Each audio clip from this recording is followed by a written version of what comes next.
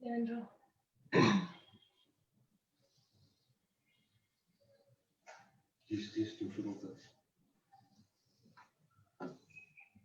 Hello, नमस्कार. मी doctor आरती सोमण. पुन्हा एकदा सर्वांचं निसर्ग हर्ब्सच्या निसर्ग टॉक मध्ये स्वागत करते. आज आपण बोलणार आहोत एका महत्त्वाच्या विषयावरती, ब्रेस्ट कॅन्सर अवेअरनेस, त्याचे निदान कसे केले जाते, लक्षणं कशी असतात आणि ब्रेस्ट कॅन्सरच्या उपचार पद्धती. कॅन्सर म्हटलं की पोटामध्ये भीतीचा गोळा येतो की आता संपलं, ह्याच्या पुढे काय आता लिहून ठेवलंय, काय मी कसं जगणार आहे, कसं काय होणार आहे माझं, असे बरेच प्रश्न, बरेच समज गैरसमज असतात लोकांच्या मनामध्ये. तर त्याच्याबद्दल बोलण्यासाठी आज आपल्याकडे तज्ञ डॉक्टर आलेले आहेत, डॉक्टर स्नेहल पाटील. डॉक्टर स्नेहल पाटील यांची मी थोडक्यात ओळख करून देते. नमस्कार डॉक्टर स्नेहल पाटील. नमस्कार. तुमचं निसर्ग टॉक्स वरती स्वागत आहे. थँक्यू. तर डॉक्टर स्नेहल या MBBS MS आहेत. त्या आद्या ब्रेस्ट केअर सेंटर येथे कन्सल्टंट ब्रेस्ट ऑन्कोसर्जन आहे 2018 सालापासून. तसंच संजीवन हॉस्पिटल सातारा येथे पण त्या कन्सल्टंट ऑन्कोसर्जन अशा कार्यरत आहेत 2016 पासून. त्या पाटील हॉस्पिटल कोरेगाव येथे ऑन्कोसर्जन म्हणून कार्यरत आहे. तसंच डॉक्टर स्नेहल पाटील यांना diploma in screening multimodality diagnosis of breast disease Sweden 2016, fellowship in breast oncosurgery and reconstruction national cancer institute Milan Italy 2018, Mumbai advanced oncoplasty breast surgery course 2018, diploma in breast oncoplasty university of East Anglia Norwich UK जानेवारी 2020. तसंच doctor या lumpectomies with no visible scars किंवा hidden scars अशा प्रकारच्या surgery करतात. Cosmetic breast conserving oncoplasty surgeries करतात. Mastectomies with axillary dissection आणि male breast cancer, तसंच hereditary breast cancer, conservative management of mastalgia, अशा अनेक पदव्या आणि अनेक स्किल्सनी त्या डॉक्टर ज्याच्यामध्ये डॉक्टर तज्ञ आहेत. तर स्वागत करते डॉक्टर स्नेहल पाटील यांचं. डॉक्टर, सगळ्यात आधी कॅन्सर म्हणजे काय याच्याबद्दल थोडीशी माहिती आम्हाला द्या. तुम्ही म्हटलात तसं कॅन्सर म्हटलं की हा शब्द ऐकूनच सगळ्यांना घाबरायला होतं. अगदी पेशंट काय डॉक्टरला सुद्धा प्रे करत असतो डॉक्टर की पेशंटच्या रिपोर्टमध्ये कॅन्सर येऊ नको. आहे असा आजार, पण माझं असं मत आहे की आपल्याला ज्या गोष्टीची माहिती कमी असते त्या गोष्टीची भीती जास्त वाटते. हे समीकरण जेव्हा बरोबर उलट होतं की त्या गोष्टीची माहिती जास्त होते, तेव्हा हळूहळू त्या गोष्टीची भीती कमी व्हायला लागते. आणि यासाठीच ब्रेस्ट कॅन्सर अवेअरनेस मंथ हा अखंड महिना, ऑक्टोबर हा अखंड महिना सर्वत्र सगळे प्रयत्न करतात की जास्तीत जास्त लोकांपर्यंत ब्रेस्ट कॅन्सरची माहिती पोचावी किंवा ब्रेस्ट हेल्थ विषयी माहिती पोचावी. आता यावर्षी कोविडच्या या काळात न्यू नॉर्मलला ऍडजस्ट करत करत आपण हे कम्युनिकेशनचे नवीन नवीन साधनं शिकून सर्वांपर्यंत पोहोचण्याचा प्रयत्न करतोय. त्यामुळे निसर्गचे खूप कौतुक. आता कॅन्सर म्हणायचं तर ऍक्च्युली आपण हे शाळेत शिकलेलो असतो की शरीर हे असंख्य छोट्या छोट्या पेशींनी बनलेलं असतं आणि या पेशी एक नियमित पद्धतीने एक अगदी नियमबद्ध पद्धतीने नेहमी जडणघडणीच्या प्रक्रियेतून जात असतात. सिम्पल लँग्वेज म्हटलं तर वेअर अँड टेअर मधून जुने पेशी नष्ट होत असतात आणि त्यांची जागा नवीन पेशी घेत असतात. बट हे एक व्हेरी डिसिप्लिन्ड पद्धतीने होत असतं. बट जर एखादं त्यातलं पेशी ड्यू टू व्हेरियस रिझन्स, काही एक्सटर्नल फॅक्टर्समुळे, काही जेनेटिक कॉजेसमुळे, कुठल्याही कारणामुळे जर यातले काही हे जे डिसिप्लिन पद्धत आहे, ही जी नियमबद्ध पद्धत आहे, त्याच्यामध्ये जर काही अनियमितपणा आला तर त्याला आपण त्या पेशीची वाढ एक नको असेल तशी किंवा अनवॉन्टेड वाढ, अनकंट्रोल्ड वाढ व्हायला लागते आणि ती शरीराला त्रास द्यायला लागते. तेव्हा आपण त्याला कॅन्सर झालं असं असं म्हणतो. बरोबर. हा बेसिकली म्हणजे कुठल्याही अवयवामध्ये जी अनकंट्रोल वाढ असते तर त्याला कॅन्सर असं संज्ञा आहे. बरोबर. तर ब्रेस्ट कॅन्सर ची सुरुवात कशी होते आणि त्या व्यक्तीमध्ये लक्षणं कशी दिसायला लागतात? सो ब्रेस्ट एक असं ऑर्गन आहे की ते it is outside the cavity of the body. म्हणजे लिव्हर, लंग्स किंवा स्टमक ह्या गोष्टींना जेव्हा एखादी गाठ येते किंवा त्याच्यामध्ये काही चुकीचं घडायला लागतं ते आपल्याला कळायला खूप वेळ लागतो. पण ब्रेस्ट एक असं ऑर्गन आहे जे आपण पॅल्पेट करू शकतो, हात लावून पाहू शकतो, रोज एक्झामिन करू शकतो आणि त्याच्यामुळे त्यात आलेले जे सटल बदल आहेत ते सुद्धा आपण लवकर जाणू शकतो. पण कधी जर आपल्याला त्या हं, बदलांची माहिती असली तर आणि आपलं त्याकडे लक्ष असलं तर. बरोबर. तो अगदी जर आपण नियमितपणे सेल्फ ब्रेस्ट एक्झामिनेशन केलं तर हे छोटे छोटे बदल सुद्धा आपल्याला लवकर कळू शकतात. त्यातला मुख्य बदल हं, हं, majority 60% of breast cancer present होतात ते गाठ घेऊन. मला इथं हं. स्पेसिफिकली सांगायचंय की ब्रेस्ट कॅन्सरचं लक्षण गाठ आहे याचा अर्थ असा नाही की प्रत्येक गाठ कॅन्सर आहे. गाठ आहे ती तपासली पाहिजे, ती कॅन्सर असू शकते हं. किंवा ती नसू शकते. बरोबर. 90% ऑफ गाठी कॅन्सर नसतात. हं. बऱ्याच कॅन्सर नसलेल्या साध्या गाठी लेडीजना असतात. सो जर गाठ आहे तर घाबरलं नाही पाहिजे, गाठ आहे तर ट्रीटमेंट घेतली पाहिजे. सो गाठ हे बरोबर. एक फर्स्ट सगळ्यात कॉमनेस्ट लक्षण आहे जे घेऊन पेशंट आमच्याकडे येतात. कधी कधी गाठ पेशंटला लागत नाही, पण त्या ठिकाणी जखम हं, झाल्यासारखी किंवा तिथली स्किन आत ओढल्यासारखी, जशी आपल्या गालाला हं. खळी असते.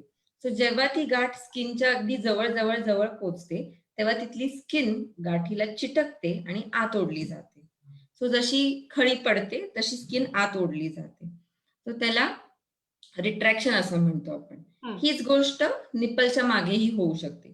सो नव्याने आत गेलेलं निप्पल हे तिसरं लक्षण आहे. गाठ त्वचा आत ओढली जाणे किंवा निप्पल आत ओढलं जाणे हं. एक महत्वाची लक्षणं आहेत जे पेशंट घेऊन येतात. काही वेळेला स्तनामध्ये काही गाठ नसते, पण काखेमध्ये गाठ असते. हं. सो काखेमधली गाठ सुद्धा म्हणजे ही ब्रेस्ट कॅन्सरची असू शकते. ती सुद्धा आपण इग्नोर नाही केली पाहिजे. कधी कधी एक 10% पेशंट्स निप्पलमधून रक्त येतंय असं सांगत येतात.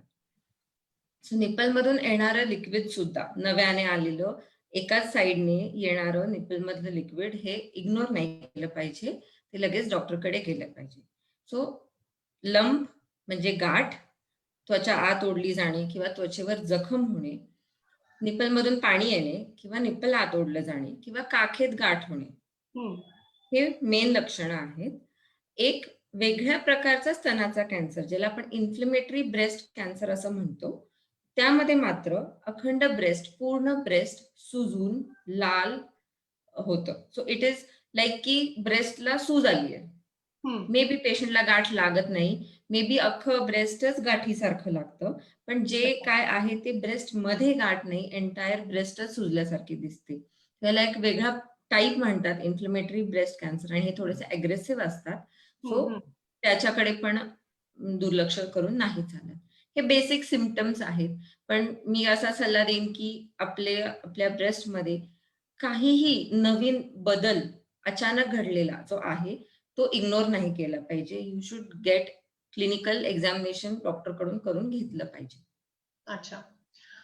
डॉक्टर त्याच्याशीच निगडीत आता गाठीबद्दल तुम्ही जेव्हा बोलताय, त्याच्याशी निगडीत असं विचारायचं की जेव्हा ब्रेस्ट फीडिंग थांबतं किंवा ब्रेस्ट फीडिंग एक्सक्लुझिव्ह केलं जात नाही, तर तेव्हा स्त्रियांमध्ये दुधाच्या गाठी हा एक जो काही प्रकार आहे, तर त्या होतात. तर त्याचं रूपांतर कॅन्सरमध्ये होऊ शकतं का? किंवा ब्रेस्ट फीडिंग न केल्यामुळे होऊ शकतं का कॅन्सर? आपण या क्वेश्चनला 2 भागात घेऊया की ब्रेस्ट फीडिंग आणि ब्रेस्ट कॅन्सरचं काय रिलेशन आहे आणि हे ब्रेस्ट फीडिंग हं. सडनली स्टॉप केल्याने जे क्लॉगिंग होतं त्याच्यामुळे जी गाठ होते, दुधाची हो. गाठ म्हणतो त्याला. तो जेव्हा ब्रेस्ट फीडिंग करत असतो, ब्रेस्टच्या आतमधलं स्ट्रक्चर असं आहे की ते एक झाडासारखं आहे.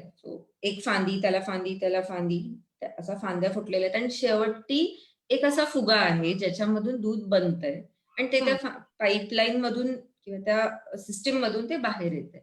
या बरोबर. कुठल्याही सिस्टीम मध्ये कुठल्याही क्षणी जर काही ब्लॉक आला, मे बी तो युजली पेशंटच्याच डेड सेल्समुळे असतो किंवा कधीतरी काहीतरी लागलं, कुठलं चोळलं गेलं, त्यामुळे तिथे सूज आली म्हणून ब्लॉक होतो.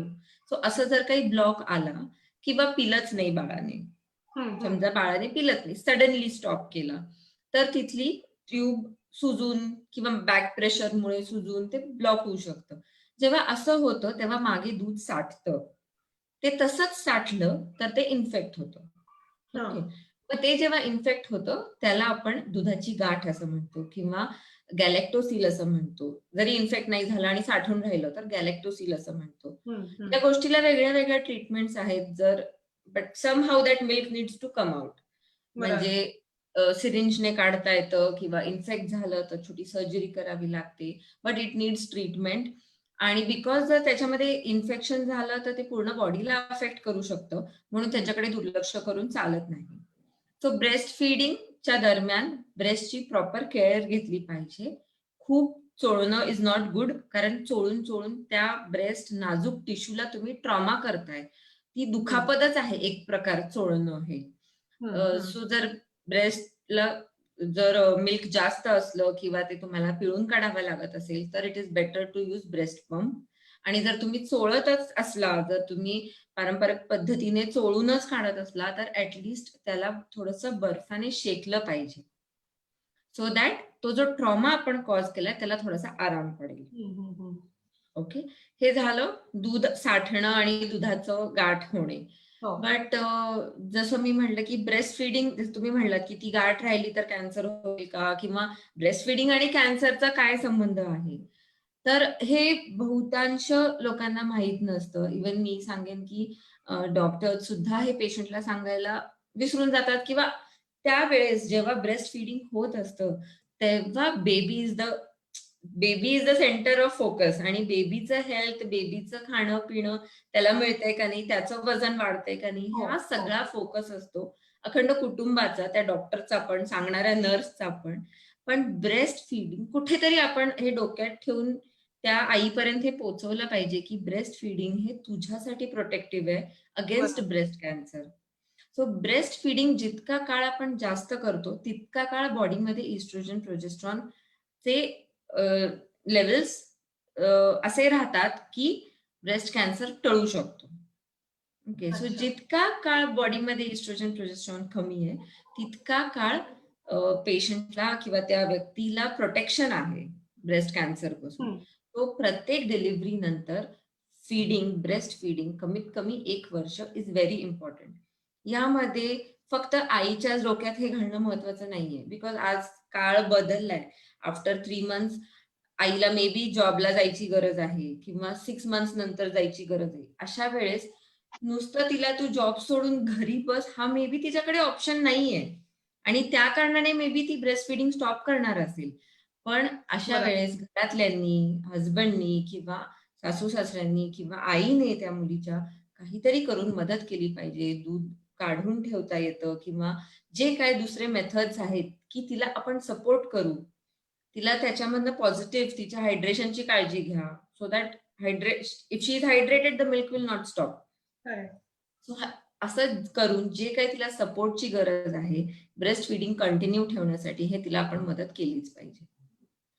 फक्त तिच्यावरती बॉम्बार्ड करून उपयोग नाही की तू ब्रेस्ट फिडिंग कर कर कर. एव्हरीबडी हॅज टू सपोर्ट तिला सपोर्ट दिला पाहिजे या गोष्टीसाठी. ओके. डॉक्टर, खूप छान एक्सप्लेन केलंय तुम्ही, कारण खूप साऱ्या लोकांचा हाच गैरसमज असतो की त्यावेळेला जर दुधाची गाठ झाली तर त्याच नंतर रूपांतर ब्रेस्ट कॅन्सर मध्ये होतो किंवा काही असे गैरसमज असतात. खूप छान एक्सप्लेन केलंय डॉक्टर तुम्ही. अजून एक डॉक्टर मला विचारावं वाटेल की ब्रेस्ट कॅन्सर कुणामध्ये होण्याचे चान्सेस जास्त असतात किंवा कुठल्या वयापासूनच्या व्यक्तींमध्ये, आणि त्याची कारणं काय असतात नक्की? सो ब्रेस्ट कॅन्सर हा एक असं डिझीज आहे जे एकाच फॅक्टरमुळे होत नाही. म्हणजे याच एज ग्रुपमध्ये होईल किंवा हे औषध खाल्ल्यामुळे हा त्रास होतो असं नाहीये किंवा हे व्यसन असलं तर हा त्रास होणार असंही नाहीये. सो हा जो डिझीज आहे हा बऱ्याच फॅक्टर्सनी होतो. त्यामुळे असं स्पेसिफिक सांगता येत नाही की तुला 40 नंतर होणार आहे असं नाही सांगता येत. ओके. पण the commonest age group was किंवा इज स्टिल कन्सिडर्ड 40 टू 60. पण त्याच्या आधीच्या लोकांना होऊच शकत नाही का असं नाही. ब्रेस्ट कॅन्सरच्या अगदी 21 वर्षाच्या मुली सुद्धा आहेत आणि अगदी 85 इयर ओल्ड आजी सुद्धा आहेत. त्यामुळे अगदी यंग मुलींना सुद्धा ब्रेस्ट कॅन्सर विषयी माहिती देणं आणि त्यांना तयार करणं म्हणजे we have to make her ready for the changes happening in her body at the right age. So अगदी बरोबर. तरुण मुलींपासून ते अगदी ओल्ड एज पर्यंत ब्रेस्टची काळजी घेणं, सेल्फ ब्रेस्ट एक्झामिनेशन करणं हे करणं महत्वाचं आहे. बिकॉज हा आजार कधीही होऊ शकतो. एज बद्दल हे मी सांगते की अगदी यंग अगदी 20 पासून ते अगदी 90 पर्यंत कोणालाही हा होऊ शकतो. So this is exactly the age group ज्यांनी काळजी घेतली पाहिजे, ज्यांनी सेल्फ ब्रेस्ट एक्झामिनेशन केलं पाहिजे, त्यांनी कुठलाही न्यू सिम्पटम इग्नोर नाही केला पाहिजे. मी नेहमी सगळ्यांना सांगते की जसं आपण पाळीसाठी एखाद्या यंग मुलीला तयार करतो की आता तुला असं होऊ शकतं अँड आपण माइंडसेट तयार करतो, तुझ्यासाठी सगळं आणून ठेवतो की असं काही झालं तर सांग, this is a change which you will have to adapt to. तसंच breast is also an important organ आणि त्याच्यामध्ये होणारे बदल सुद्धा आपण तिला आधीच रेडी केले पाहिजेत. तिला सेल्फ ब्रेस्ट एक्झामिनेशन शिकवलं पाहिजे, तिला right supportive garments at the right time दिले पाहिजे आणि we have to make her ready. As well as आपल्या घरातले वृद्ध आजींची सुद्धा आपण म्हणजे हे संभाषण केलं पाहिजे की आजी काही होतंय का, because specially extremes of age ना घाबरतात आणि दे थिंक की आपल्याला काही नाही होणार आहे. So extremes of age specially convey करतच नाहीत की मला असं झालंय unless and until it is widely visible आणि आपणच म्हणतो अगं काय झालंय या साईडला. असं जोपर्यंत म्हणत नाही तोपर्यंत आजी सुद्धा आणि तरुण मुली सुद्धा सांगतच नाहीत. सो वी हॅव पेशंट्स जे अगदी लंब फुटल्यानंतरच येतात, म्हाताऱ्या आजी का नाही सांगितलं, माझ्याकडे कोण लक्ष देतं, आता मी कशाला सांगू. पण जर हे आपण कम्युनिकेशन ठेवलं की असं होऊ शकतं जी लक्ष ठेवा मला सांगा, तर maybe this will be easier. So both extremes of age equally important आहे, पण the commonest age group is 40 to 60. अच्छा. ओके. तर डॉक्टर मग ब्रेस्ट कॅन्सर हा अनुवंशिक असतो का किंवा काय म्हणजे काय कारण असतं ऍक्च्युली ब्रेस्ट कॅन्सर होण्याचं? सो आपण ब्रेस्ट कॅन्सर होण्याचे रिस्क फॅक्टर्स बघूया. जसं मी म्हणलं की मल्टिपल व्हेरियंट्स असतात जे त्याच्यावरती जे ब्रेस्ट कॅन्सर कॉज करू शकतात. सो यातले काही व्हेरियंट्स आहेत जे मॉडिफायबल असतात, पण काही व्हेरियंट्स आहेत जे नॉन मॉडिफायबल असतात. त्यांच्यावर आपला काही कंट्रोल नसतो. असाच एक व्हेरियंट आहे, आपण आता एक बघितला एज. आपल्या एजवर आपला कंट्रोल नाही. आपण जर 40 टू 60 एज ग्रुपमध्ये आहोत तर हाय रिस्क आहोत. तसंच सेकंड तुम्ही मेन्शन केला अनुवंशिकता. जर आपल्या फॅमिलीमध्ये कोणाला ब्रेस्ट कॅन्सर किंवा ओव्हरियन कॅन्सर होऊन गेलाय तर डेफिनेटली आपण हाय रिस्क आहोत आणि या गोष्टीवर आपला काही कंट्रोल नाही. सो यू शुड नो आपल्या फॅमिली हिस्ट्री व्यवस्थित माहीत असली पाहिजे. आधी असं होतं की म्हणायचे फक्त आईला किंवा मावशीला असला तर होईल, पण आता असं नाहीये. दोन्ही पेरेंट्स ची family history is equally important in considering genetic. म्हणजे दोन्ही आईच्या सगळ्या नातेवाईक सुद्धा आणि वडिलांचे सगळे नातेवाईक सुद्धा कोणामध्येही जर 2-3 पिढ्यांमध्ये जर ब्रेस्ट कॅन्सर होऊन गेलाय तर डेफिनेटली आपण हाय रिस्क आहोत ब्रेस्ट कॅन्सरसाठी. सो वय, अनुवंशिकता प्लस ब्रेस्ट कॅन्सर हे मेजॉरिटी हॉर्मोन डिपेंडेंट असतात. It is a hormone dependent cancer. So आपल्या बॉडीमध्ये ऍक्टिव्ह हॉर्मोन्स किती काळ आहेत किंवा ते कसे आहेत किंवा त्यात काही अनियम म्हणजे काही आपण त्याच्यामध्ये आपण काही ट्रीटमेंट घेतली का, एक्स्ट्रा हॉर्मोनल ट्रीटमेंट, हे सुद्धा मॅटर करतात. सो पहिली पाळी केव्हा आली आणि शेवटची पाळी केव्हा गेली याने पण थोडंसं हाय रिस्क आपण होतो. पहिली पाळी जर लवकर आली, अगदीच 10-11व्या वर्षी आली तर ती व्यक्ती थोडी हाय रिस्क असते आणि जर पाळी उशिरा गेली, अगदी 55 पर्यंत सुद्धा पाळी येतच होती, तरी पण ती व्यक्ती हाय रिस्क असते. सो अशा व्यक्तींनी पण जास्त काळजी घेतली पाहिजे. कोणत्याही कारणाने ब्रेस्ट फीडिंग न करणं ही एक हाय रिस्क फॅक्टर आहे. जसं मी सांगितलं की ब्रेस्ट फीडिंग हे प्रोटेक्टिव्ह हो, आहे. हो. कुठल्याही कारणाने जर the lady is not able to breast feed, तर डेफिनेटली तिने पुढे काळजी घेतली पाहिजे, because she is at high risk. So बरेच पेशंट्स, आय वुड रॅदर, म्हणजे मे बी थोडंसं जास्त सांगत असेल, बट ऑलमोस्ट 10 पैकी 2 पेशंट ब्रेस्ट कॅन्सरचे आमच्याकडे येणारे नलीपॅरस असतात. म्हणजे त्यांना कधी बेबी झालेलं नसतं किंवा त्यांनी कधी ब्रेस्ट फीडिंग केलेलं नसतं. Breast feeding is really important. Plus कुठल्याही प्रकारची हॉर्मोन थेरपी घेणे, मग ते इन्फर्टिलिटीसाठी असो किंवा कधी हिमरेज म्हणजे खूप ब्लिडिंग होत असतं, ते कंट्रोल करण्यासाठी, पाळी रेग्युलर करण्यासाठी जे हॉर्मोन थेरपीज घेतो, किंवा कधी कधी गर्भनिरोधक गोळ्या बराच काळ घेतात, गर्भनिरोधक इंजेक्शन बरेच काळ घेतले जातात. सो गर्भनिरोधक गोळ्या ह्या 2 मुलांमध्ये गॅप ठेवण्यासाठी is okay, but you should consult your doctor. जर तुम्ही बराच काळ घेताय, 5-6 वर्ष घेताय, तर you should see a gynaecologist आणि दुसरे ऑप्शन्स बघितले पाहिजेत. एक्सटर्नल हॉर्मोन्स इतके वर्ष घेणं इज नॉट गुड. सो आपण म्हणतो की things should happen at the right age म्हणतो आपण. सो आजकालच्या काळात काय होतंय की एव्हरीबडी आस्क्स की वाढलंय का, तुम्हाला असं वाटतंय का ब्रेस्ट कॅन्सरचं प्रमाण वाढलंय का. सो तसं काळही बदलत चाललाय आणि त्यामुळे हे जे हाय रिस्क फॅक्टर्स जे अफेक्ट करतात तेही लोकांमध्ये जास्त होत चाललेत. सो यू सी आजकाल मुली दे वॉन्ट टू सेटल व्हायचंय, शिक्षण, पीजी, मग यु नो जॉब, मग स्वतःचा बिझनेस, देन सेटलमेंट, मग गाडी, मग घर घ्यायचं आणि मग मुलाचा विचार करायचा. त्यामुळे किंवा ते काय, एव्हरीथिंग इज इम्पॉर्टंट, प्रत्येकाच्या प्रायोरिटीज आहेत, पण कुठेतरी या गोष्टींमुळे आपल्या नैसर्गिक जे घडणारी गोष्ट आहे त्याच्यासाठी ती नैसर्गिकरित्या घडत नाही आणि त्याच्यासाठी आपल्याला एक्सटर्नल हेल्प घ्यावी लागते. जर तुम्ही असं घेतलं असेल, जर इन्फर्टिलिटी ट्रीटमेंट घेतली असेल, तर definitely you are at high risk for breast cancer आणि तुम्ही जास्त काळजी घेतली पाहिजे. आणि जर if you are in that age जेव्हा तुम्ही अवॉइड करू शकता, तर घरातल्यांच्या सपोर्टने हे डेफिनेटली अवॉइड केलं पाहिजे. सो हे काही मॉडिफायबल, काही अनमॉडिफायबल फॅक्टर्स झाले. बाकी एक stress free healthy life is very important. Obesity avoid केली पाहिजे आणि कुठलंही व्यसन अवॉइड केलं पाहिजे. ऍक्च्युली आपण व्यसन म्हणलं की लोकांना टोबॅको, सिगरेट ह्याच्याशिवाय काही सुचत नाही, किंवा अल्कोहोल. किंवा गावाकडे आता मी जेव्हा लेक्चर द्यायला जायचे गावाकडच्या बायकांकडे, सो ते अप्रूव्हच करत नाही, ते ऍडमिटच करत नाहीत की आम्हाला काही व्यसन आहे. So if you say that you are using tobacco, तुम्ही टोबॅको वापरताय असं म्हणलं तर नाही, आम्ही नाही. सिगरेट बिगरेट, तंबाखू ते तर शहरातल्या पोरी करतात.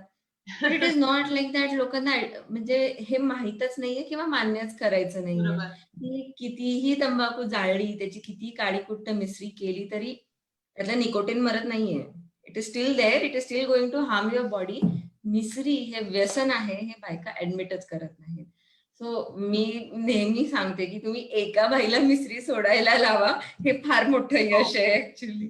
तर हे काही थोडे मॉडिफायबल, नॉन मॉडिफायबल फॅक्टर्स आहेत. यातले जे आपण मॉडिफाय करू शकतो ते आपण डेफिनेटली करण्याचा प्रयत्न केला पाहिजे. आणि जे आपल्या हातात नाही आहेत ते जर आपल्या लाईफमध्ये असले तर आपण पुढे जास्तीत जास्त अवेअर राहिलं पाहिजे आणि एक्झामिनेशन, काळजी घेणं, राईट टाइम डॉक्टरकडे जाणं हे फॉलो केलं पाहिजे. निश्चितच. डॉक्टर, 1 मिनिट मी ऑडियन्सला सांगू इच्छिते की डॉक्टर पाटील या अतिशय तज्ञ डॉक्टर आहेत आणि त्या गेली बरेच वर्ष ब्रेस्ट कॅन्सर सर्जरी ऑन्कोलॉजिस्ट म्हणून त्या कार्यरत आहेत. तर तुमचे कोणतेही कमेंट्स असतील, प्रश्न असतील तर प्लीज ते कमेंटमध्ये टाका. मी निश्चित तुमचे प्रश्न डॉक्टरांपर्यंत पोहोचवीन. तुम्हाला काही शंका असतील तर त्या प्लीज विचारा.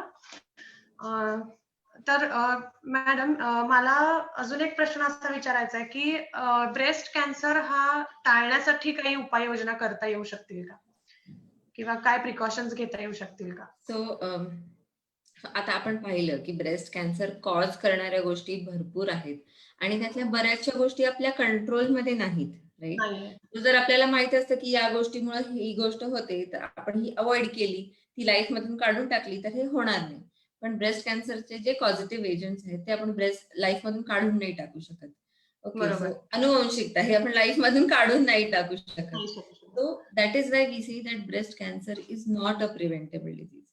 असं ऐकायला सॅड वाटतं, पण it is not a preventable disease and that is the reason why this awareness is important.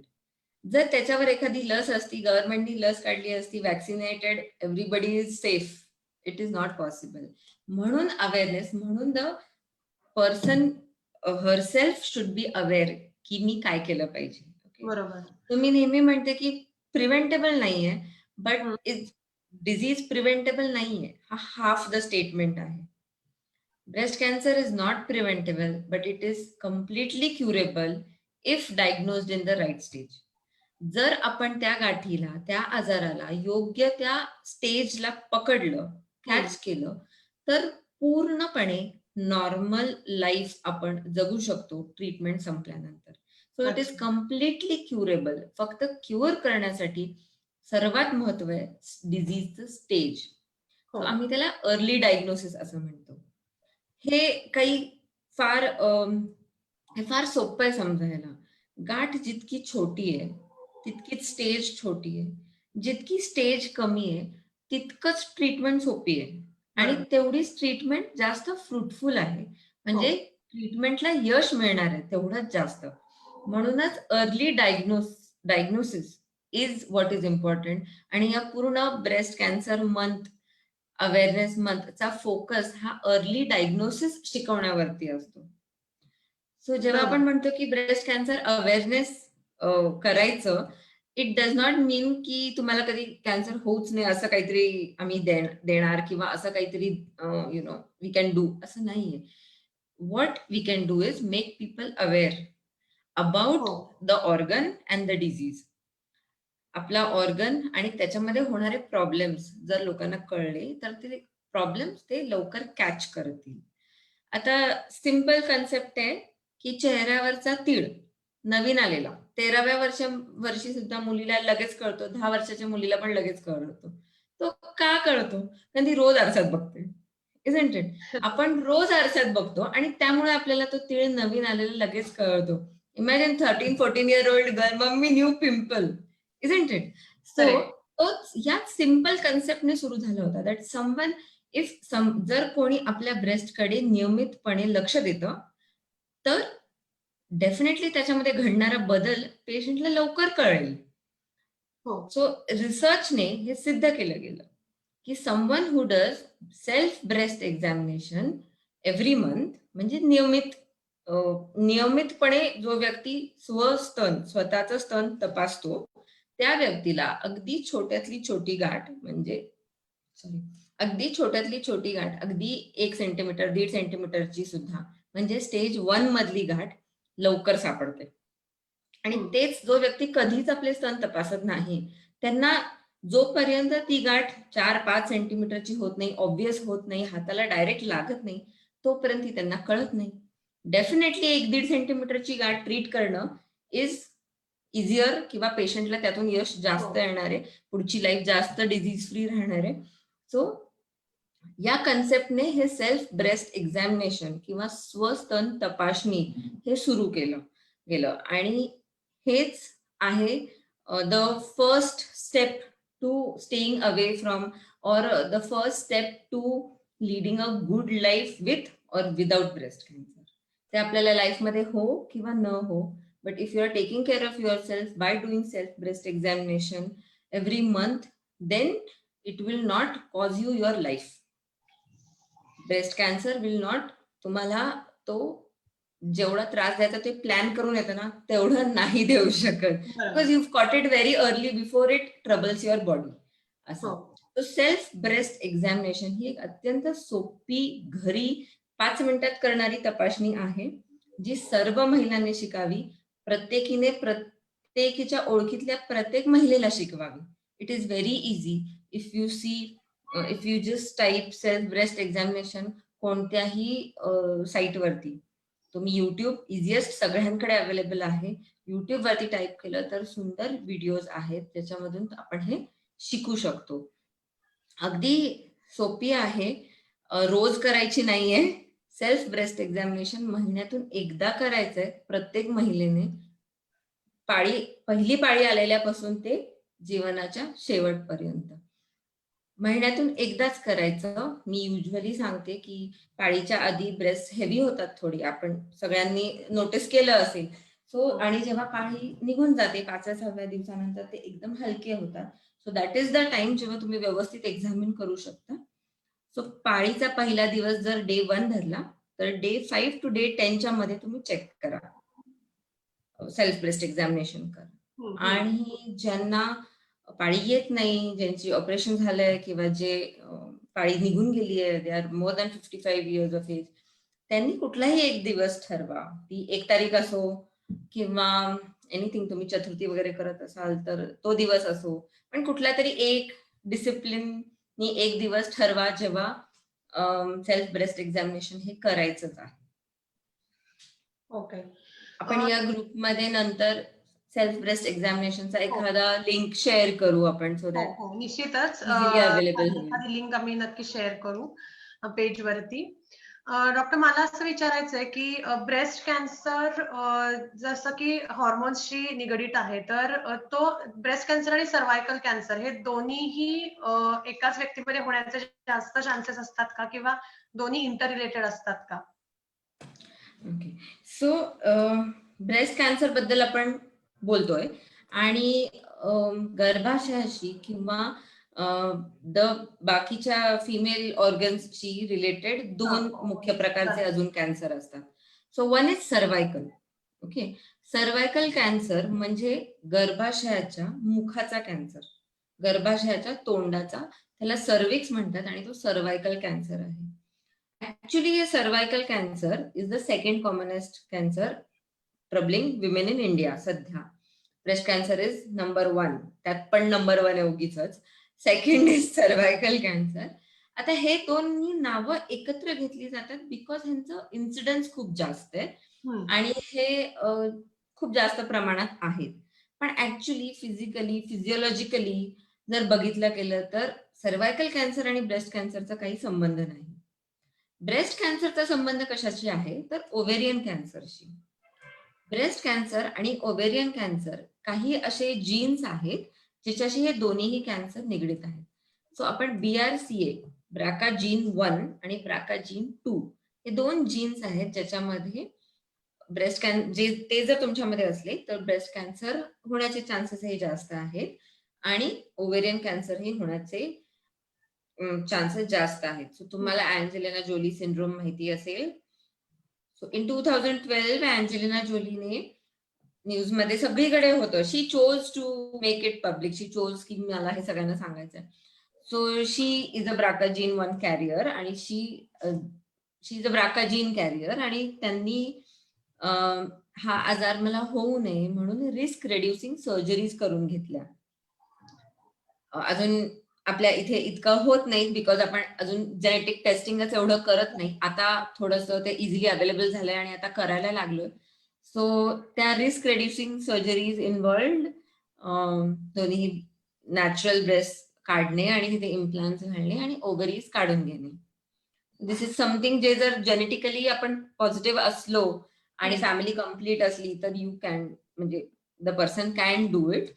So ह्यातनं सांगायचं हेच आहे की ब्रेस्ट कॅन्सर आणि ओव्हेरियन कॅन्सर हे निगडीत असतात एकमेकांशी आणि एकाच जीनमुळे होतात. आणि सो जसं मी म्हटलं की फॅमिलीमध्ये कोणाला ब्रेस्ट कॅन्सर होता का हे आपल्याला माहित असलं पाहिजे.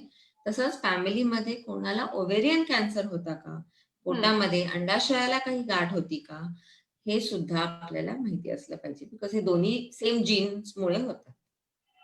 ओके. तर डॉक्टर, आता आपण बऱ्याच ब्रेस्ट कॅन्सर बद्दल माहिती घेतली, तर त्याची ट्रीटमेंट कशा पद्धतीची असते किंवा कसं डायग्नोसिस केलं जातं आणि काय पुढे असतं त्याच्यात? सो ब्रेस्ट कॅन्सरच्या डायग्नोसिस साठी मी सांगितलं, first person is you yourself. You check, you feel something, you go to the doctor. मग डॉक्टर काय करतात, तर ह्याला ट्रिपल असेसमेंट असं म्हणतात. फर्स्ट इज डॉक्टर स्वतः क्लिनिकली एक्झामिन करणे. सेकंड इज ब्रेस्टची इमेजिंग करणे. इमेजिंग म्हणजे एक्सरे किंवा सोनोग्राफी काढणे, सोनोमॅमोग्राफी किंवा मॅमोग्राफी म्हणतात त्याला. आणि थर्ड इज की त्या गाठीचा किंवा त्या भागाचा थोडीशी पेशी काढून तपासायला देणे. त्याला बायोप्सी किंवा एफएनएसी असं म्हणतात. एफएनएसी मध्ये फक्त पेशी काढल्या जातात, सेल्स काढले जातात आणि बायोप्सी मध्ये प्रॉपर पीस काढून तो चेकिंगला पाठवला जातो. आल्या आल्या पेशंट आपण एक्झामिन केलं की लगेच पेशंट विचारतात, काय वाटतंय डॉक्टर? सो तेव्हा जे डॉक्टर सांगतात की साधारण वाटतंय की कॅन्सर असेल किंवा नाही नाही साधी आहे, हे एक अंदाज असतो.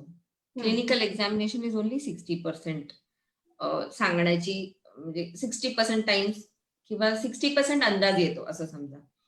त्याच्यानंतर जेव्हा इमेजिंग करतो, इमेजिंग नंतर अराउंड 80% अंदाज येतो. म्हणजे एक्सरे आणि मॅमोग्राफी आणि सोनोग्राफी नंतर एक आणखीन 80% अंदाज येतो की ही गाठ कशी असेल साधारण. पण कन्फर्मेटरी काय आहे, कितीही तज्ञ डॉक्टर असले तरी तेही कन्फर्मेटरी काय आहे कॅन्सरचं कन्फर्मेटरी, तर ते हेच सांगतील की बायोप्सी. तुकडा काढून जेव्हा आपण तपासतो आणि त्याचा जो रिपोर्ट येतो दॅट इज कन्फर्मेटरी की कॅन्सर आहे का नाही. अच्छा. सो त्याच्यामध्ये जेव्हा सिद्ध होतं मग ट्रीटमेंटची प्रोसेस सुरू होते. Breast cancer first treatment is म्हणजे बेसिक ट्रीटमेंट इज ती गाठ काढून टाकणे. That is complete treatment. Surgery is a very important part of the treatment. Other treatments म्हणजे किमोथेरपी, रेडिएशन आणि हॉर्मोन थेरपी, ह्या आजार परत येऊ नये किंवा म्हणून किंवा आजार कंट्रोल करण्यासाठी या वापरल्या जातात. सो सर्जरी आधीपासून बरेच काळ तुम्हीही तुमच्या ओळखीचे पेशंट्स कोणी जुने वगैरे बघितले असतील. सो बराच काळ like it started with gruesome surgery, breast काढून टाका, ते पण फार खचाक असं. बट हळूहळू जसं प्रत्येक गोष्टीमध्ये आपण लँडलाईन पासून मोबाईलवरती आलो, मोबाईल पासून अँड्रॉइडवर आलो, तसंच प्रत्येक गोष्टीमध्ये अगदी मेडिकल फील्डमध्ये सुद्धा डेव्हलपमेंट झालेले आहेत. आणि तसंच मॅस्टेक्टमी हे आता ओनली ऑप्शन नाहीये. सो इफ समवन चुजेस की मला माझा ब्रेस्ट नाही काढायचं आणि यू कॉस्मेटिकली मला काहीतरी करा, तर there are options, safe options available. So आपण जेव्हा सर्जरी करतो, जर ती अर्ली स्टेज असली तर गाठ फक्त गाठ काढून किंवा कमीत कमी ब्रेस्ट टिश्यू काढून कॉस्मेटिकली चांगलं दिसेल आणि ऑन्कोलॉजिकली पण सेफ असेल, आजार परत येऊ नये ह्याची पूर्ण दक्षता घेऊन कॉस्मेटिकली सुद्धा ब्रेस्ट कॅन्सरची सर्जरी करता येते. अच्छा. ही सर्जरी झाली. किमोथेरपी म्हणजे इंजेक्शन्स असतात, दर 3 आठवड्याने किंवा 15 दिवसांनी इंजेक्शन्स घ्यावे लागतात. मेनली हे इंजेक्शन्स आजार कंट्रोलमध्ये ठेवण्यासाठी किंवा आजार परत होऊ नये म्हणून दिले जातात. रेडिएशन सुद्धा या ट्रीटमेंटला सप्लिमेंटरी असतं की परत होऊ नये म्हणून रेडिएशन घेतलं जातं. आणि hormone therapy is a small tablet. जर पेशंटचा कॅन्सर हॉर्मोन पॉझिटिव्ह असला तर ते आपल्याला घेता येते. सो इट इज ऑल सगळ्यांनी म्हणजे सगळ्या डॉक्टर्सनी आणि सगळ्या ट्रीटमेंटचा एकत्रित करून ट्रीटमेंट ही करायची असते. कॅन्सरची ट्रीटमेंट एक माणूस नाही करू शकत. Surgeon, medical oncologist, radiation oncologist, counsellor, onco nurse हे सगळे मिळून एकत्र ही ट्रीटमेंट करतात आणि पेशंटला बरं करतात. निश्चितच खूप छान माहिती सांगितली डॉक्टर, की भीती जी असते कॅन्सर बद्दलची मनामध्ये, ती असे जर काउन्सिलिंग करणारे डॉक्टर आणि असं मैत्रीपूर्वक बोलणारे जर डॉक्टर असतील तर निम्मा आजार तिथेच बरा होतो पेशंटचा म्हणतात तसं. तुम्ही खूपच छान माहिती सांगितलीत आम्हाला. एक ऑडियन्स मधून प्रश्न आला तो मी घेते की can accidental injury trigger breast cancer due to trauma? So जेव्हा कधी ट्रॉमा होतो तिथे थोडं हिमॅटोमा होतो आणि तिथले सेल्स हिलिंग या प्रोसेस थ्रू जातात. युजली असं काही होत नाही, बट हे जे हिलिंग जेव्हा होत असतं तेव्हा ते सेल्स, मी जसं म्हणलं सुरुवातीला की वेअर अँड टेअर, सो तिथले सेल्स नवीन येत असतात आणि ते नवीन येताना फार रेअरली कधीतरी असा एखादा सेल चेंज होऊ शकतो की तिथे कॅन्सर हा होऊ शकतो. This is not a very common cause of cancer, पण आपण हे पूर्णपणे टाळूही शकत नाही. Very rarely breast cancer trauma झालेल्या ब्रेस्टमध्ये होऊ शकतो, पण majority of the times trauma झाल्यानंतर जी स्तनामध्ये गाठ असते ती हिलिंग टिश्यूची गाठ असते. ती कधी कधी काढावी सुद्धा लागू शकते, कारण ती रिझॉल्व्ह होत नाही. पण त्यामध्ये व्हेरी रेअरली ब्रेस्ट कॅन्सर सापडू शकतो, युजली नाही. It's not a very common cause of breast cancer. अच्छा. आता जसं तुम्ही म्हणालात की म्हणजे ब्रेस्ट काढून टाकल्यावरती ती संपलं, म्हणजे तो आजार संपला, किंवा हल्ली ब्रेस्ट कॉन्झर्व करण्यावरती किंवा प्लास्टिक सर्जरी करण्यावरती भर आहे. तर हे सगळं करण्यामध्ये त्या बाईच्या मानसिक जे काही आरोग्य असतं किंवा जे काही मेंटल स्ट्रेस असतो, त्याला कशा प्रकारे टॅकल केलं जातं आणि तिथं काही काउन्सिलिंग केलं जातं का, किंवा घरच्यांचा कितपत सपोर्ट गरजेचा असतो, याबद्दल थोडंसं सांगा. तो ब्रेस्ट कॅन्सर हा एक असा नाहीये की पेशंट आला, मी सर्जरी केली, 15 दिवसात patient is okay and gone home, असं नाहीये. It is an entire process ज्याच्यामध्ये इतके सगळे लोक इन्व्हॉल्व्ह होतात. Centre is the patient. घरातल्यांचाही सपोर्ट लागतो, डॉक्टरांचाही सपोर्ट लागतो. At each step there needs to be counselling. सर्वात पहिलं मी सांगू इच्छिते की सगळे जे नातेवाईक येतात त्यांचं फर्स्ट त्यांना जे सांगायचं असतं ते की आमच्या पेशंटला काही कळू देऊ नका. हा फर्स्ट प्रॉब्लेम असतो. कसं आहे, तुम्ही एक मेजर चेंज करणार आहे त्या पेशंटच्या बॉडीमध्ये. स्पेशली आपल्या इथे जे काही पेशंट्स असतात, many of them want you to do a mastectomy. म्हणजे तुम्ही ब्रेस्ट काढून टाका, पण आमच्या पेशंटला सांगू नका की तुम्हाला कॅन्सर आहे. So it is not possible. एका महिलेला तिचं ब्रेस्ट काढून टाकणं इज अ बिग थिंग. हे तिला न सांगता नाही करू शकत आपण. सो आम्ही आमच्या पद्धतीने पेशंटला सुरुवातीपासून, मे बी पेशंटला कॅन्सर या शब्दाची भीती वाटते, सो कॅन्सर हा शब्द न वापरता पण सुरुवातीपासून सगळे निर्णय घेण्यामध्ये त्यांना लूपमध्ये ठेवावं लागतं. त्यांना हे सांगितलं गेलं पाहिजे की तुमची सर्जरी काय, कशी आहे, किती दिवस ऍडमिट राहणार, हे सगळं काउन्सिलिंग करत करत करत करतच ही सगळी प्रोसिजर होते. जेव्हा किमो सुरू होणार असते तेव्हा सुद्धा घाबरलेले असतात, तेव्हाही खूप थरो काउन्सिलिंग करावं लागतं त्यांच्या डाएट बद्दल, त्यांना व्हॉट टू एक्सपेक्ट, जो केस जाणार आहेत ते परत कधी येणार आहेत, येणार का नाही, मग काय होईल, ते न जायचे काही औषधं द्या. हे खूप एक्सटेन्सिव्ह आपल्याला पेशंट सोबत डिस्कस करावं लागतं. And at each step counselling is important. Not only during the treatment, even after the treatment the patient needs, पेशंटला कॉन्स्टंटली आपल्याला रिअश्युअर करावं लागतं की तू बरी झाली आहेस. एव्हरी टाइम, दर 3 महिन्यानंतर पेशंट जेव्हा फॉलोअपला येतो, काही नाही ना डॉक्टर, बरं आहे ना. सो एव्हरी टाइम आपल्याला ते because it is a major trauma to the patient. So every time constant counselling, reassurance लागतं. आणि ह्याच्यामध्ये घरातल्यांचा वाटा सगळ्यात मोठा आहे. ह्याच्यावर मी म्हणजे जितकं स्ट्रेस करेन तितकं कमीच आहे. सो कॉन्स्टंट सपोर्ट घरातल्यांचा लागतोच. की मेनी अ टाइम्स आम्ही मॅस्टेक्टमी करून सुद्धा पेशंटला असं वाटतं की आता तर मी चांगली नॉर्मल लाईफ जगतीये आणि उगीच काढलं माझं सगळं. सो त्यातनं पण पेशंटला काउन्सिल करावं लागतं, त्या थॉटमधून पण बाहेर काढावं लागतं, त्याला पण त्यांना ऑप्शन्स द्यावे लागतात की सिलिकॉन पॅड्स वापरा, हे वापरा, ते सगळंच समजवावं लागतं. Because it's a long process. आणि घरातले they have to be supportive. It is very difficult for a single woman to do it. निश्चितच, कारण तो एक खूप मोठा बदल शरीरामध्ये घडणार असतो. आणि जे की किमोथेरपी नंतर सुद्धा जे काही सगळे चेंजेस होतात शरीरामध्ये, ते सुद्धा समोर जाणं, त्याला तेही एक मोठं टास्क असू शकतं. तर काउन्सिलिंग आणि सपोर्ट हे दोन्ही खूप अतिशय महत्वाचं असतं अशा पेशंटला. डॉक्टर, खूप छान सांगितलं तुम्ही. मला अजून एक विचारायचंय की ह्या पेशंट्सला फॉलोअप कसा असतो, किती काळ घ्यावा लागतो, आणि त्यांना परत होऊ नये किंवा नव्याने जर कॅन्सर झाला तर तो कशामुळे होऊ शकतो, याबद्दल थोडंसं सांगाल का? सो ब्रेस्ट कॅन्सर मधून पूर्ण बऱ्या झाल्या तर परत कधीच डॉक्टरकडे जायचं नाही असं होत नाही. बिकॉज हा आजार प्रत्येकामध्ये वेगळ्या वेगळ्या तीव्रतेचा असतो, वेगळ्या वेगळ्या अग्रेसिव्ह नेचरचा असू शकतो. कुणाचा व्हेरी अग्रेसिव्ह, कुणाचा मीडियम अग्रेसिव्ह. सो जरी तुम्ही पूर्ण बरे झाला असाल तरी सुद्धा हा आजार जर अग्रेसिव्ह असला तर परत येऊ शकतो.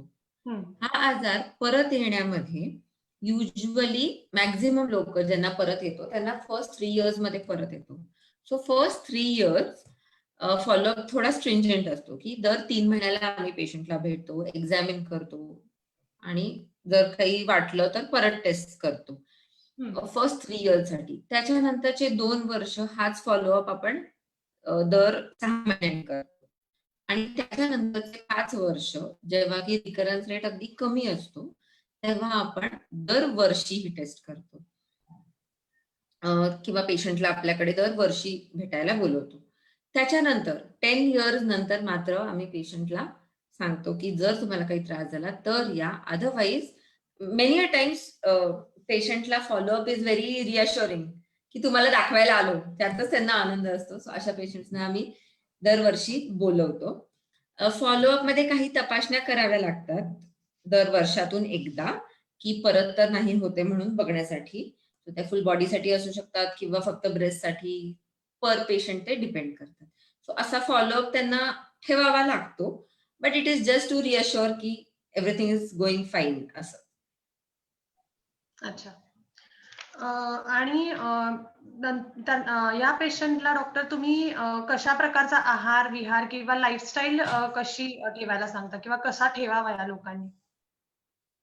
So if someone is undergoing breast कॅन्सरची ट्रीटमेंट किंवा एनी टाईप ऑफ कॅन्सरची ट्रीटमेंट, तर जे काय ड्रग्ज घेतोय किंवा जी काय सर्जरी करतोय किंवा जे रेडिएशन घेतोय हे सगळं बॉडीला खूप स्ट्रेसफुल आहे. सर्जरी सुद्धा मोठा स्ट्रेसफुल इव्हेंट असतो किंवा इच किमो आपल्या बॉडीच्या प्रत्येक सेलला स्ट्रेसफुल आहे खूप. सो यातनं हिलिंग चांगलं झालं पाहिजे. एका किमोपासून दुसऱ्या किमो पर्यंतचे जे 3 आठवडे आहेत त्याच्यामध्ये हिलिंग झालं पाहिजे. सो त्या हिलिंगला हेल्प होईल असं डाएट आपल्याला द्यावं लागतं. सगळ्यात महत्वाची काळजी घ्यावी लागते ही डिहायड्रेशनची. जर जे काय किमोचे साईड इफेक्ट्स आहेत, जे काय अशक्तपणा, जे काय आहे, हे सगळे साईड इफेक्ट्स जर आपण हायड्रेशन मेंटेन केलं तर होत नाही किंवा कमी प्रमाणात होतात. कारण जर हायड्रेशन मेंटेन असेल तर ते टॉक्सिक ड्रग्ज शरीरातून बाहेर फेकणं इझी होतं. त्यामुळे hydration is very important during the treatment आणि त्यासोबतच हिलिंगसाठी high protein food is very important. 2 गोष्टी अगदी महत्वाची थ्रू आउट ट्रीटमेंट या लोकांनी लक्ष ठेवलं पाहिजे. हाय प्रोटीन डाएट आणि hydration. Apart from that cancer होण्याआधी होऊन गेला असला तरी stress free healthy life is very important. Stress is a major cause of hormonal imbalance and because this cancer हे सगळे म्हणजे हे कॅन्सर हॉर्मोन डिपेंडेंट असल्यामुळे शरीरातला हॉर्मोन इम्बॅलन्स होऊ द्यायचा नाही आणि जास्तीत जास्त स्ट्रेस फ्री हेल्दी लाईफस्टाईल जगणं is very important. Okay. Doctor, म्हणजे बरेच पेशंट्स विचारतात की आम्ही काही वेगळं अजून सप्लिमेंटरी घ्यायला हवंय का किंवा कुठल्या औषधी घ्यायला हव्यात का, कुठल्या जडीबुटी घ्यायला हवी आहे का किंवा काय? तर आयुर्वेदिक किंवा हर्बल हे कितपत तुम्ही मान्य करता किंवा कितपत तुम्ही सजेस्ट करता पेशंटला घेणं? सो ऍट व्हेरियस स्टेजेस आपल्याला वेगळं वेगळं सप्लिमेंट्स अवेलेबल असतात आणि आपण ते घेऊ शकतो. सो आजार झालेला नाहीये, ब्रेस्ट कॅन्सर झालेला नाही, अशा लोकांनी काय घ्यावं? सो आपले जे सगळे मेजर एलिमेंट्स आहेत बॉडीमध्ये, विटॅमिन्स आहेत, हे सगळे नॉर्मल राहण्या, इट इज इसेन्शियल आपल्या बॉडीच्या नॉर्मल फंक्शनिंगसाठी जे काही इसेन्शियल गोष्टी आहेत त्या नॉर्मल राहण्याकरता कुठलेही सप्लिमेंटरी फूड्स घेतले तर it is good. There is no problem की त्याने काही साईड इफेक्ट होणार आहे असं नाही. सो तुम्ही कोणतेही नैसर्गिक हर्ब्स घेतलेले चांगले आहेत. What you have to avoid is any hormonal imbalance. So कुठलेही हॉर्मोन्स घेऊ नका एवढंच आहे. देन आजार सुरू असताना हिलिंग किंवा ट्रीटमेंट सुरू असताना मी म्हटलं हिलिंग इज इम्पॉर्टंट. सो हिलिंगसाठी जे काय नैसर्गिक गोष्टी अवेलेबल आहेत, जे काय आपण घेऊ शकतो, जसं हिलिंगसाठी प्रोटीन्स आर इम्पॉर्टंट. हिलिंगसाठी बाकी काऊ कोलेस्ट्रॉल इज इम्पॉर्टंट. हिलिंगसाठी curcumin extracts are important. Papaya extracts are important for platelets. So हे सगळे आपण ड्युरिंग ट्रीटमेंट घेऊ शकतो टू जस्ट हेल्प हिलिंग. आणि इवन आफ्टर ट्रीटमेंट सुपरफूड्स काही म्हणजे असं त्यांना अवॉइड करायची गरज नाहीये, तुम्ही घेऊ शकता. फक्त प्रॉब्लेम काय होतो की मेनी अ टाइम पेशंट्स आम्ही आयुर्वेदिक औषधं घेतोय आणि आम्हाला ही ट्रीटमेंट नको असं म्हणतात. So that becomes a problem. What we advise, आम्ही काय ॲडवाइज करतो की तुम्ही ही ट्रीटमेंट कंप्लीट करा. ही जी कॅन्सरला संपवणारी, थांबणारी, कंट्रोल करणारी ट्रीटमेंट आहे, ही कंप्लीट करा. त्याच्यासोबत तुम्हाला काही घ्यायला कोणी थांबवणार नाहीये. पण हे अव्हॉइड करून, हे नको आणि फक्त तेच घेतो आम्ही आणि तेच आम्हाला बरं करेल, अशा भ्रमात न राहिलेलं चांगलं. So you can take the best of both worlds आणि lead a better life rather than त्याच्यावरती अवलंबून राहणं. सो जी टाइम टेस्टेड नक्की होत जास्त साइड इफेक्ट्स वाली आहे, पण it is definitely it will work on the cancer. कॅन्सरला थांबवण्यासाठी, संपवण्यासाठी जी डेफिनेटली मदत करणारी ट्रीटमेंट आहे, ती तुम्ही घ्या आणि त्याच्या सोबत काहीही सुपर फूड्स किंवा आयुर्वेदिक ही ट्रीटमेंट घेतली तरी चालेल. But once your treatment is over, then तुम्ही काही घेऊ शकता. फक्त हॉर्मोन पॉझिटिव्ह असला तर हॉर्मोन टॅबलेट स्टार्ट ठेवावी लागते. ओके. निश्चितच डॉक्टर खूप छान माहिती सांगितलीत आणि मला ऑडियन्सला हेच सांगायचंय की फक्त एकच म्हणजे कुणाकडे तरी जडीबुटी बांधून आणणे किंवा एकच ट्रीटमेंट चालू ठेवणे, कुठली तरी औषधं कुणीतरी सांगितली, IQ माहितीवरती तुम्ही औषधोपचार करणे हे योग्य नाहीये. तर डॉक्टरांकडे जाऊन एथिकली तपासून घेऊन काय आपल्याला नक्की आजार आहे, कशा प्रकारे त्याची ट्रीटमेंट होऊ शकते, हे जेव्हा तुम्ही जाणून घेता तेव्हा डॉक्टरांच्या सल्ल्याने तुम्ही आधी तुमची पूर्ण ट्रीटमेंट करून तुम्ही त्यांच्या सल्ल्याने साईड ट्रीटमेंट घेऊ घ्या. या प्रकारचा संदेश आणि या प्रकारचा अवेअरनेस लोकांमध्ये व्हावा म्हणूनच आम्ही आजचा हा टॉक आयोजित केला होता. डॉक्टर स्नेहल पाटील यांनी खूप सुंदर अशी माहिती दिलेली आहे आणि प्रत्येक मुद्द्यावरती अगदी सविस्तर त्यांनी त्याचं उत्तर दिलेलं आहे. तुमचे बऱ्यापैकी लोकांचे सगळे जे काही प्रश्न असतील, जे काही समज असतील कॅन्सर बद्दलचे, ते सगळे नक्कीच त्याचं उत्तर तुम्हाला मिळालं असेल. तर डॉक्टर खूप खूप धन्यवाद तुमचे. खूप छान माहिती दिलीत आम्हाला तुम्ही आणि सगळे मुद्द्यांवरती अगदी क्लिअरली तुम्ही आम्हाला सगळे मुद्दे उलगडून सांगितले. तुमचा खूप बहुमूल्य वेळ आम्हाला दिल्याबद्दल तुमचे खूप खूप आभार आणि निसर्ग टॉक्स मध्ये आल्याबद्दल तुमचे खूप खूप धन्यवाद.